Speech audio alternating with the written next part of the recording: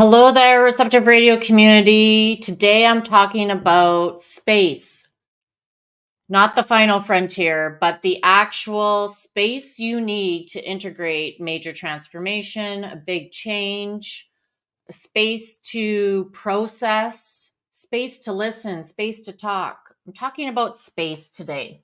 So, why am I talking about space? Well, this week I have given myself a ton of space to integrate an event I was at last week where it was all about your soul seat. Like you were given an opportunity to share what's going on with you, what you want to change, what you're ready to change, what you need help to change. And it was a very significant process. And it was 4 days long. And while I was there, I was feeling energized and open and inspired. Lots of stories and witnessing other people about what they want to change really resonated with me. But it created a lot of big energy and a big process for me because this week I am tired. I am processing, and it doesn't matter how much coffee I drink. I'm there's something that is needs space. And so instead of pushing myself and making myself do things that can wait or forcing myself to try to figure out what's wrong with me, I'm just giving myself lots of space. So I want to just talk about how space works in the terms of you, your body, your mind, your heart. Because I've been doing it seems to me since for the last year I've been contemplating this, working with this, understanding how spaciousness works intimately. And if anyone else has ever gone into this contemplation or practice of understanding the difference between having no space to grow and space to grow, put a yes in the comments. So, when I first left accounting, like the next day, I had so much space to receive information about my next steps. And I needed that space because all of that space that was taking up my intellectual faculties or all of my energy to get work done and serve in that way was taken up. And I couldn't get the next step on where do I focus in my business because I was, under a contract for somebody else. So I realized that, oh, wow, when you actually make a definite move and turn off something that takes up a lot of space, you can get more space for something else. And then that made me look into how it works for worry and anxiety and stress, how that kind of mental energy takes up a lot of space. It takes up space inside your mind, inside your energy, inside your body to operate. Like if you're stressed out, you're going to have a lot of tension and body aches. And I was experiencing that a lot when I was in work where I was constantly typing and mousing and all that kind of stuff and carrying a lot of weight on my shoulders. And now I don't really get that tension anymore, but it took a lot of time to unravel. So it's like I've been witnessing myself and this concept of space. And I've been witnessing it in other people as well. And that, we recently bought a property that has a lot more space. It's over 1 acre. And we're going to create spaces to have places so we can both work from there, and I can have retreats and VIP experiences for clients. And now really we have to take like the next step. We have to get out of the space that we're in and into that space before I can actually like receive the ideas to create that new space. And so it's really fascinating, I find, this concept of space. So if you don't give yourself any space, I feel like you have no chance to receive the inspiration, to receive the download, to receive the next step. We kind of skip over it and barrel through and push or force the change we want to have happen. Even this morning, I was in a networking group early in the morning. Then I went upstairs to see my partner because I hadn't seen him yet. And he just needed some space to vent. And so I sat there and I listened to him, and I just didn't even I didn't judge it. I didn't question it. I didn't try to like interrupt or try to get him to change his attitude. I just, listened so that I gave him space to vent. And it wasn't about me, it was about his work. And then just before I got on here, he called me because he had some space and time to tell me like, thanks for listening. I didn't he made space to come back and say like, how are you? I know that this is, I'm going through some stress. Thanks for listening. You're so good at listening and that kind of thing. And so I that's how the space worked. It worked for him, for me to give him some space instead of saying, excuse me, I don't care about your BS. And I don't want to listen right now. But I gave him like 5 minutes of my time and space to let him vent. And then later on, we got like a 15-minute conversation where it was back and forth ideas, where are you at with this? How's it going for you here? And it made some room for us to connect in a conversation. And so how often do you not give space to other people to have the room to tell you what's going on for them? Because I feel like that's something that a lot of us don't have enough opportunities. Right, we can suffer in silence for a long time before asking for help because we don't think that somebody's going to give us any room to express ourselves. And so then we hold on to the issue that is bothering us, and we don't take any space of anyone for help. And this isn't helpful. So, there's lots of people out there who are self-sufficient, and I'm one of them. And one of my things that came up for me last week when I was in this space in Colorado doing my work, personal growth work, is that I don't take up a lot of space in asking for help when I need help. And so that kind of gets me into a stuck position because I will try to figure it out on my own and get up in my head about it, potentially. Or I'll try to just make things happen. And usually they don't the way I want them to. So this week, I have been giving myself a lot of space to integrate what happened last week, because it was big and it was a lot and it wasn't bad. It was all good. And just how do I move forward from that transformational opportunity to where I'm going now?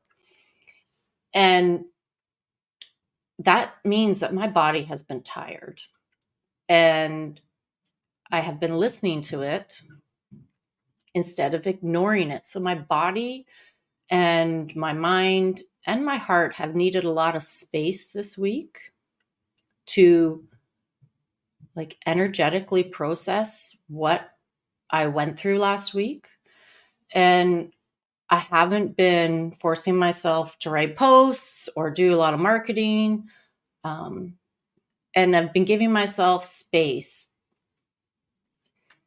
instead of forcing myself forward.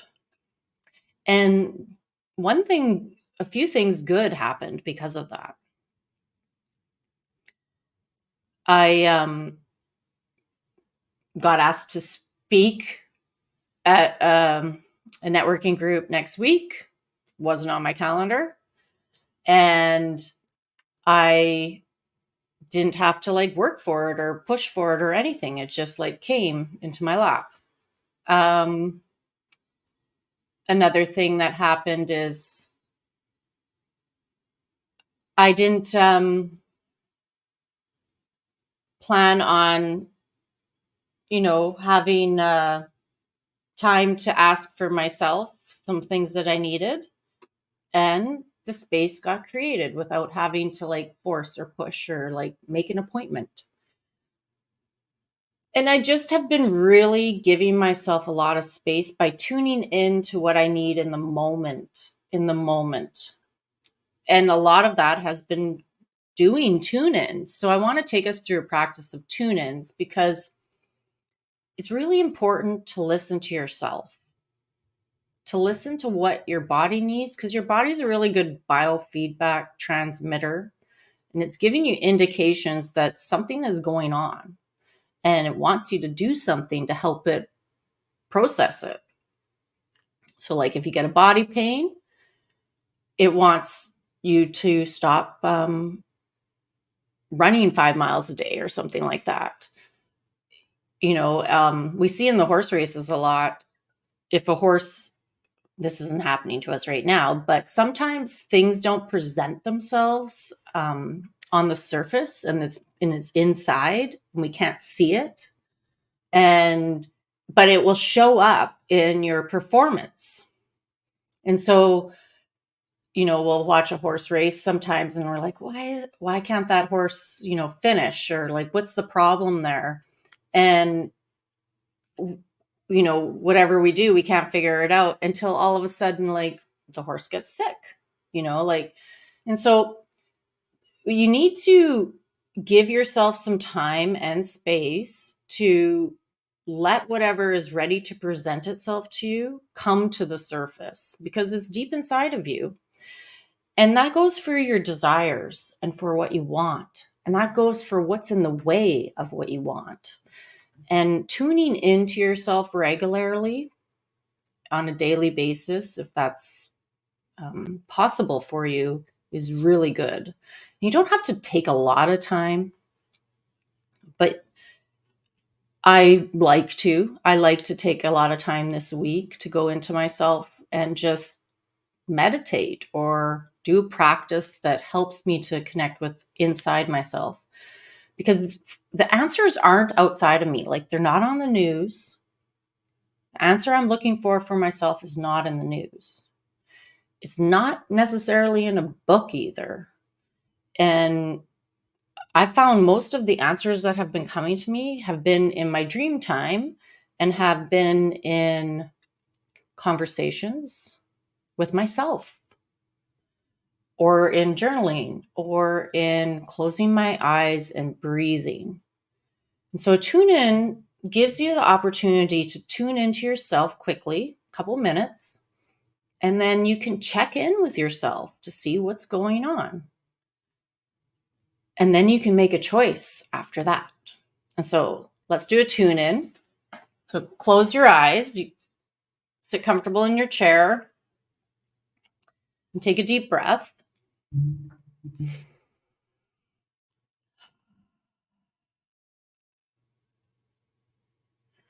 And then turn your gaze inwards. So imagine that your eyes are looking inwards towards the back of your head. And then just start guiding your vision, your inner vision, and your breath down into your face from the inside. And you may have lots of thoughts coming up. Just watch them, notice them.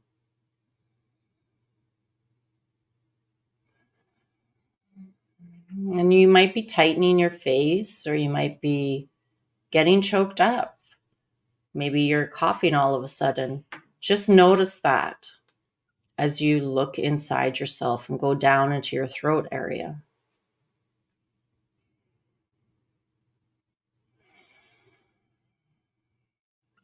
Then come into your shoulders. Go down each arm. Go down the right arm. Down through the elbow. Down into the wrist and into the hand. Inside the fingers. Just noticing what you sense or feel inside your body. And if this is difficult for you to do, to use your imagination and inner vision and stay quiet for a couple minutes, just notice that. And then come back up your arm and maybe go down the left arm now.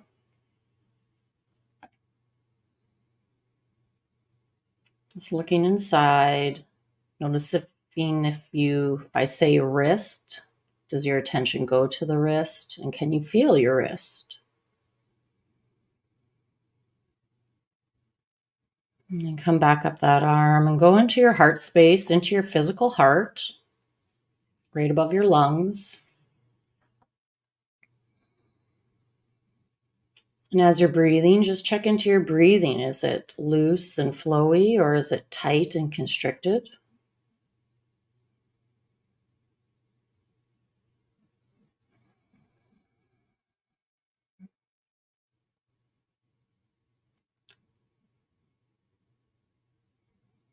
And then go down into your torso. Maybe look into your spine.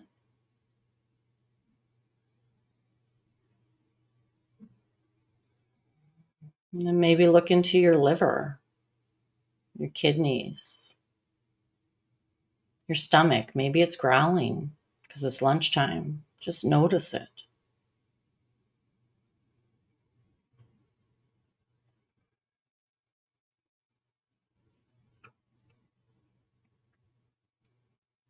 And then just go into your hips, down into your thighs.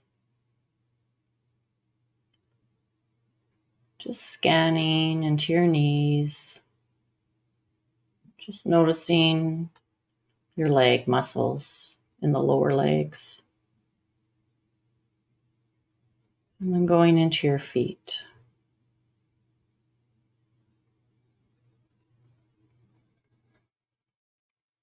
And then just noticing your emotional body. How are you feeling right now?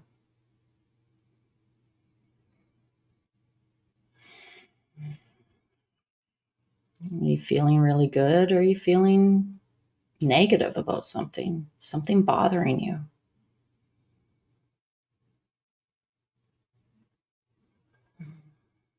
Without changing it, without trying to fix it, you're just checking out what's going on with you in a few minutes.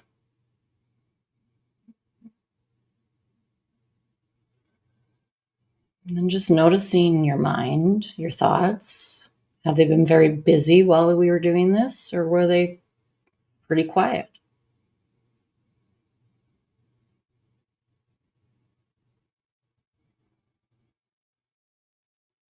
And just noticing, was this hard for you or easy?